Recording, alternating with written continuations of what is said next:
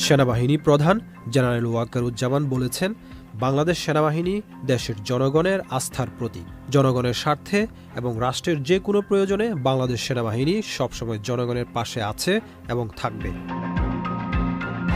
৩রা August সেনা সদর helmet অডিটোরিয়ামে নিয়মিত কার্যক্রমের অংশ হিসেবে অফিসার্স অ্যাড্রেস গ্রহণ অনুষ্ঠানে এ কথা বলেন। আইএসপিআর-এর এক প্রেস বিজ্ঞপ্তিতে এই কথা জানানো হয়েছে। আন্তঃবাহিনী সংযোগ অধিদপ্তর আইএসপিআর জানায়, সেনাবাহিনী প্রধান জেনারেল ওয়াকারুজ্জামান অফিসার্স অ্যাড্রেসে দেওয়া বক্তব্যে সব সেনা কর্মকর্তার উদ্দেশ্যে দেশের চলমান পরিস্থিতির উপর আলোকপাত করে সেনাবাহিনীর কার্যক্রম সম্পর্কে দিক নির্দেশনা দেন। সেনা কর্মকর্তাদের বিভিন্ন প্রশ্নের উত্তর দেন তিনি। পাশাপাশি সেনা প্রধান যে কোনো পরিস্থিতিতে জনগণের জানমাল ও রাষ্ট্রীয় গুরুত্বপূর্ণ স্থাপনাসমূহের নিরাপত্তা নিশ্চিত করতে বলেন।